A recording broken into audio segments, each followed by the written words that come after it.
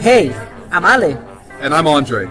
We're both facilitators. And we do things a bit differently. These are our memoirs. And we want you to be a part. We hope you enjoy this episode. This is Facilitators Memoirs, where we break the rules and make the magic happen. The art of guiding chaos into clarity, turning dead-end discussions into breakthroughs, and making collaboration actually work. Sounds interesting? Then come join us. Let's get disruptive. Hello everyone! Here we are, once again having ramen with Andre, enjoying ourselves a nice conversation, which of course we cannot have that conversation without sharing it with you. Andre, you want to say something to me? You want to ask me something? First of all, I'm very excited to be here with you again and very excited to have another nice bowl of ramen. But I did have a question in mind for you. And it may be just a little bit provocative. All right? So I wanted to ask you, who needs structure?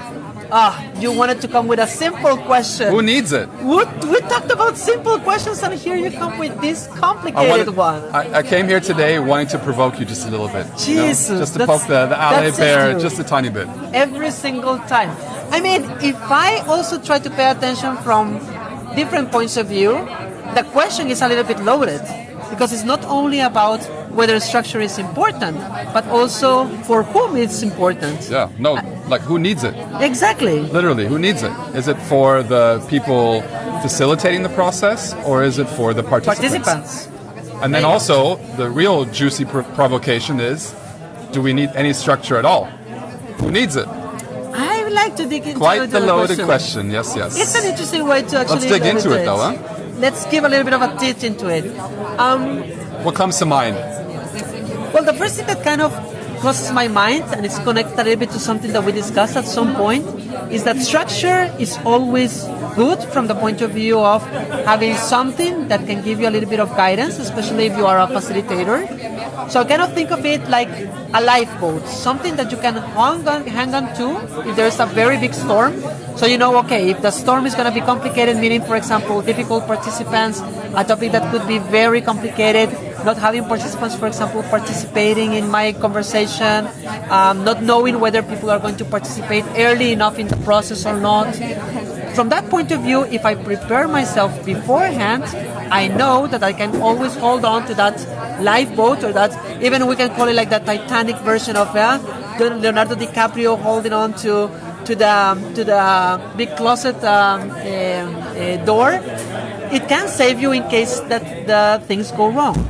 But there is also a catch with that. It didn't save Leo, though, did it? It's exactly. I mean, we don't know if we would survive or not. First of all, that's the first catch. We don't know if you would survive or not. But I get what you're saying, and basically it gives us as facilitators a little bit of security, a little bit of control over what's going to happen, right? Because we're entering a situation with most of the time people we don't know. So our participants oftentimes are people we don't know. Sometimes we do know them in advance. Yeah. But basically we don't know how whatever quantity of time we're doing it, usually a couple of hours, right, or an hour at least. We don't know how that time is going to go, and there's so many variables that we have to take into account that it's really important for us to have some semblance of security, something to hold on to, just a little bit of control. And the real question, I think, is how much of that do we really need? Exactly. Yeah. Because if we have that security, it's very good to know that we are ready for most of the things that could happen. But then life happens, and then some things we cannot account for, right? And that's the moment where we have to be ready also to rethink the structure, to rethink the plan, to adapt also to the reality of what we're living in the moment, right? Which is a conversation that we normally have very often also with Andre, which is reality hits at any moment in the training. And also, some people might show us that they know more of the topic, that they could actually bring more to the conversation, into the group discussion. So we also have to give that space. So a little bit of it, as a lifeboat, as holding on to the lifeboat is very good. But at some point, you also have to be ready for swimming. You cannot be in the storm without knowing how to swim. How would you do it? But there's a lot in what you just said right there, I think. And I think it describes the way that we work as facilitators pretty well, and how we see the topic of structure. So I would put it this way. No structure for me is not an option. Okay, so not just necessarily for me, we'll get to the participants just a little bit later and what structure means to them, but just personally for me, I do need a little bit of guidance and security and control, the aspects that I was mentioning just now. But that free-flowing potential that a workshop has, and not just the workshop on a theoretical level, but the people that make up the workshop or the event, whatever it is. It may be a workshop, it may be something else, but I want to have a structure that gives space for new opportunities that arise throughout the process. Exactly. And you said you have to be able to let go of your structure and make changes. And I think that puts it well, because I find myself providing a structure. Basically just, any facilitator who's prepared a workshop would know you kind of have a plan, a chronological plan of what you want to go through, the methodologies, the time needed for each aspect. That's kind of what we're talking about when we mean structure, the materials needed, those very kind of, concrete ideas that we want to formulate before we go into the situation. But then what happens when there's an unexpected potential and our structure is telling us we need to move on, but there's a potential waiting for us to take it. And I think that's something that I learned very early on in facilitating processes, is that I want to be able to be in control, to flip it, I want to be in control of that potential. So I want to be able to have the right to make that decision and say, in my original structure, I plan to do A, but now opportunity B has presented itself, which I think is more lucrative for what we're going through and where I want to go today with this group of people. So I'm going to take B. And I really like the way that you are presenting it, because that gives us a very good segue into what happens also for participants. Because we always think that we are the smart guys that know what's going to happen and how things are going to happen because we have our planning and our structure. But from the point of view of participants, what happens also is this emergence potential that you were talking about. They notice it. They notice that there is an opportunity for us to have a very meaningful conversation about something. And then the facilitator says, yes, but let's move on to the next topic. That's interesting. Wait, let's tack onto that for a second, because you're basically saying that the participants perceive the structure, and you're saying basically also they perceive certain opportunities. Exactly. Something that could happen emergently, like just out of the moment. Whether it's something they're conscious of or they feel there's an opportunity here, or maybe even a need, right? Like, I need to be seen right now, and I would love it if somebody would grab on to what I just said. Or I would love it if we it. would discuss it. If we would talk about this one thing that just emerged in this moment. If we could create some space for it right now. And I would argue that participants aren't always aware of it, in my experience. And sometimes it's kind of us facilitators recognizing it and participants sometimes being surprised by it. Or even we notice it at the end of the session, and like, oh, I had an opportunity right there and I lost it, right? Right, and reflecting on it. But sometimes I would agree that the participants are fully aware of it, and regardless of if they're aware of it or not, I always have very positive reactions to using those opportunities. For example, let's be a little bit more concrete. Do you have an example? You just said to discuss something, right? So do you have kind of an example where you were able to do that, where you were able to kind of stray from your initially prepared structure and use an opportunity that was emerging? I remember, for example, when we were working in social sector, this one time that I was giving the session for a group of participants, different ages, I was basically trying to focus on the topic that we had at hand at that moment. And for whatever reason, I had one of the participants being super young, focused on something totally different out of what we were doing in the session altogether, and was trying to present me with all the things that he had with him, being the Gucci belt, the very expensive jacket and everything. And of course you could notice that he wanted to impress the girls that were in the workshop, right? And then at some point I'm like saying something, and then he stops me and say like, hey, teacher, because of course he was teacher, what he would call me. He would call me facilitator. Like, can you guess how much money is on me right now? What do you mean money? Like, how much money? No, just look at this. Gucci belt, this and this. And I'm like, why do you think that is relevant? And like, it's important because that's the way people perceive us. And like you cannot guess and you cannot guess. And out of the conversation that we created from this, was a reaction from every single other participant saying like, oh, you're a loser, it's not important, or others saying like, no, it's actually quite important to recognize and everything. So if you I managed to turn the conversation a little bit more from the topic that I had that day into how is society perceiving us, and that became by far more relevant for them.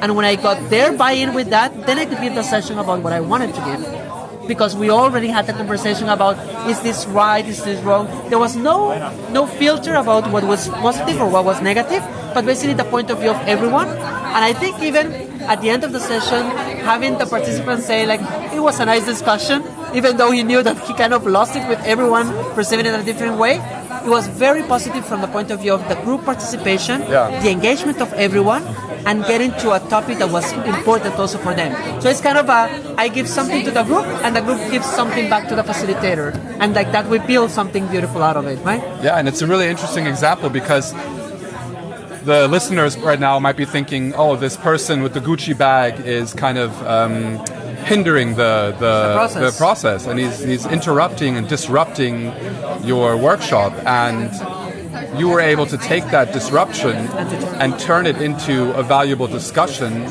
that was tied to a bigger topic. Yep.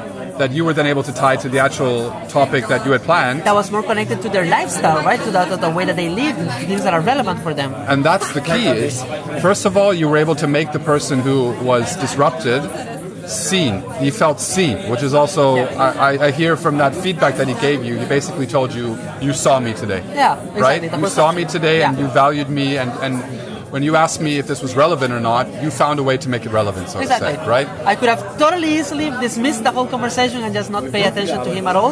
Did.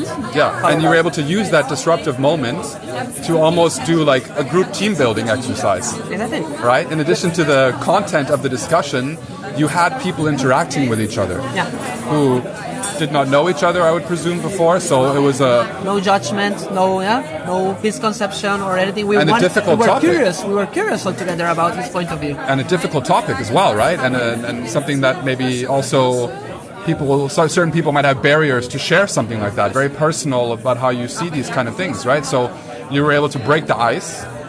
And that wasn't an icebreaker exercise that you had pre-planned in your structure beforehand. It's martial arts of facilitation, using the power against the disruptor altogether. But that's exactly what we're talking about, is kind of preparing yourself and creating a structure that gives freedom for this. And I think what becomes clear as well is the fact that we also have to be open to stray from our planned structure mentally. So we have to basically plan into the structure that we're going to stray from this structure. Yeah. Love the structure so much that you can disappear the structure whenever it's necessary. And that's, I think, going back to the provocation from the beginning, is who needs structure? Well, we all need structure, but at certain moments, we certainly don't. Exactly. We need to also be able to swim. Right. Ourselves. We need a nice balance of both. Yeah. And if there's too much structure, we're not able to swim freely, and we're inhibiting certain areas. But if we're only able to swim freely, we don't have the guidance we may need. Yeah.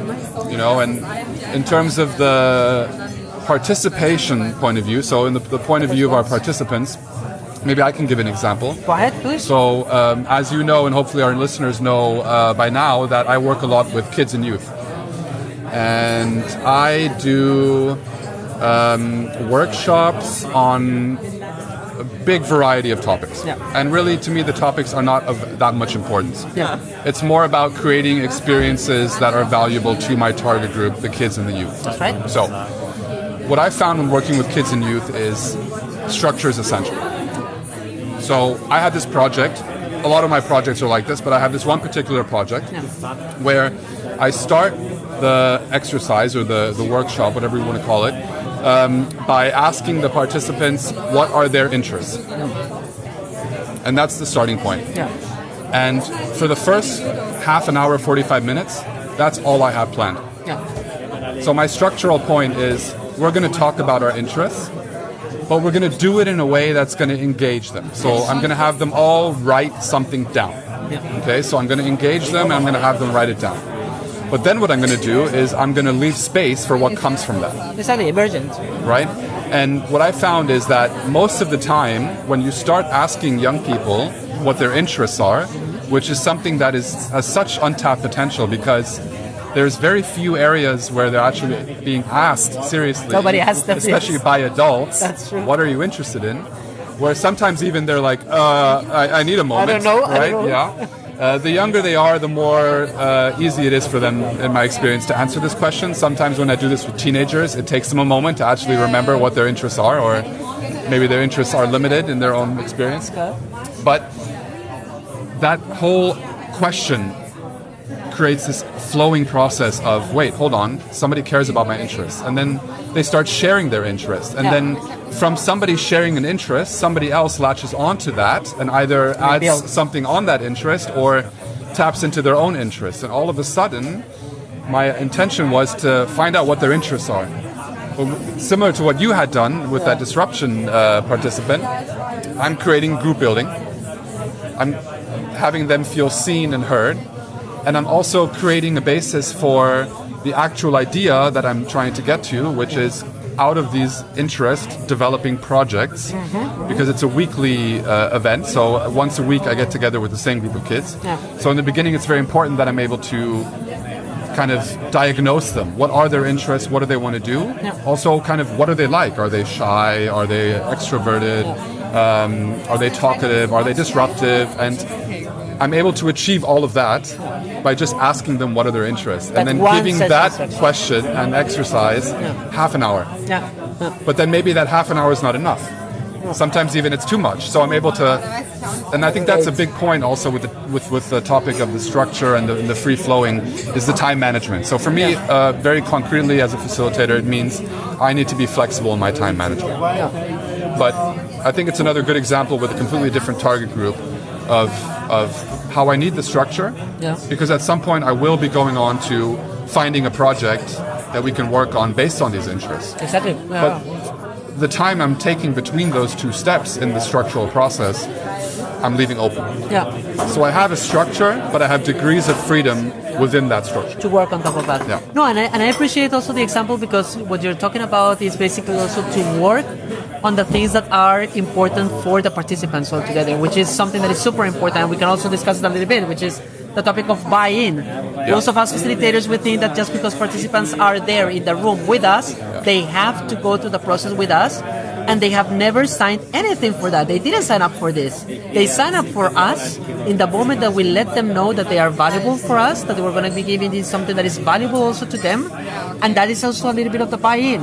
You buy in my session, you buy into what I'm going to bring you today, because what I'm doing today is going to be important for you as much as it's going to be important for everyone. And it's not just me trying to get you to buy my product just because, no, but I'm basically just telling you I'm going to give you something that is also going to be relevant for you, and that's why I'm asking you. That's exactly why I'm asking you. I really appreciate that you are doing it like that, because that's exactly what you're doing. You're letting them know we're going to build this together. I do have a structure. I do have something that I want to do today. This is the exercise. How much time we're going to be taking into it, that's basically what we will find out together, right? Because I think in general, participants, when they come to the sessions, they appreciate the fact that there is an agenda, that there is something that's going to happen, that they know a little bit the expectations, that their expectations are being met, and that something is going to be happening out of that. But over than that, how we are going to be doing it, that's basically the possibility, the capacity where we can be subversive, right? And basically say like, hey, look, we do have an agenda. We do have a couple of things that we want to cover today, but the time is not going to be so important as much as the content of what we're going to be creating together. Guys, like, trust me in the process. We're going to do it together, and we're going to figure out a way that it's going to be super relevant for you, that you guys are going to be working on that. And you had the possibility of doing it also through the project, right? That was basically just the beginning of the whole project, of just understanding what was relevant for them so that they could build on the top of that. Oh, no question. And I think buy-in is exactly the right way to put it, because kids and young people in general don't have many experiences because of the way our school system is, because of the limited free spaces they have outside of school. Why do I have to care? No, not even that. It's they have limited experience of actually staying on one project for a long time. It's very difficult for them. Think back to your own experience, like the first times you had to do something long term. whether it was like learning the piano or doing karate or whatever, like you have to motivate you yourself. struggled with staying with it. At least I know I did. I did 100 different things before I found certain things that I stuck with, and it had also to do with not just that I wasn't interested in them. I had to actually learn how to stick with something, and it has a lot to do with buying into it, and then also feeling supported, feeling that there's a space where I can grow and make experiences in how to do a project. And somebody cares about my process also in a right. way. Yeah? And I feel like they're providing me with enough support and structure to guide me through something I don't know how to do yet. In this case, how to actually do a long-term project. Exactly. But at the same time, I want them to buy in and feel like they're running the show. Exactly. They're the ones in charge. They're the ones in charge. They're the ones doing the project, making the decision, deciding what's going to happen. And I'm subvertively, that's the scary point. That's exactly the storm that we were talking about, because giving them too much of that, giving them too few of that, that's basically where most of us facilitators we struggle with, right? And then we don't have the buy-in, and then we lose the motivation. And maybe 2 or 3 appointments where they're still motivated, but then they start losing that motivation. And that's something that in the project-oriented work, which is the core of the work that I do, basically what I just described, like it's a topic for me to help young people learn how to do long-term projects. I think there's a lot of value in that for life, and I thought about how can I help somebody who's never done that before make experiences to learn how to do that. And I found that that's exactly the recipe for success. Provide them with a certain degree of structure, but from very early on, give them enough degrees of freedom to make it their own process. And that's also very relevant, Andrew, what you're saying right there, because it's very important that we let people know, the agenda is there, we have the structure, but know that we're also going to be flexible, that they know also from the beginning, there is something here, I prepared myself also for this, but we're also going to be building it together. So getting also like their acceptance also of the process early on in the beginning of the process. Right? And to tie it back to the beginning of our conversation, why do we facilitators need structure? Well, we want the security, we want the control, we want to know that the goals that we set are being achieved. And from what I just described, for my experience, but for yours as well with the disruptive example, it's giving us security and not control. We lose some control, but we're providing a situation where we can best achieve our goal. And in giving up a little bit of that control, we actually gain security and we move way more steadily towards achieving our bigger goals. Hold on, then we are basically saying that structure is important altogether? Is that really the answer we're coming to, Andre? So I think we came to the conclusion that we need structure. We need some of it, right? But not too much. Not too much, maybe. Yeah. Maybe some is good, maybe some just to the point that people know what we're going to be discussing. That is also from the participant point of view, it's going to be valuable for me. I want to come back to this because the process is also super important, and I see that there is preparation from the point of view of the facilitator. But also, I want to come back because the facilitator is flexible enough to acknowledge the emergent things that are happening in the session. Yeah, so who needs structure? Maybe we all do, but not at the cost of our freedom. Nothing in excess is ever good.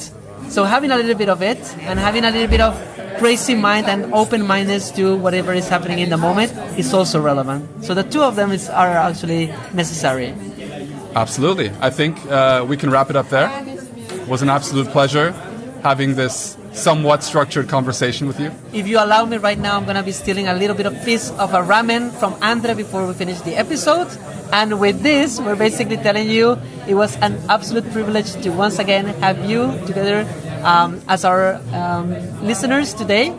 And next time, we're going to be having another subversive, maybe, topic. We don't know. We will figure it out. We will structure it. Maybe we won't. We won't know at this point. But what we do is that we want to have you guys joining us for the journey along the way. If you have any recommendations for topics or your own provocative questions that you'd like us to dig into, please let us know. Provoke in the comments. Yeah, provoke us. Yeah, we're ready to be provoked and we're ready to provoke. So hope you enjoyed the episode and see you next time. Take care. Bye-bye.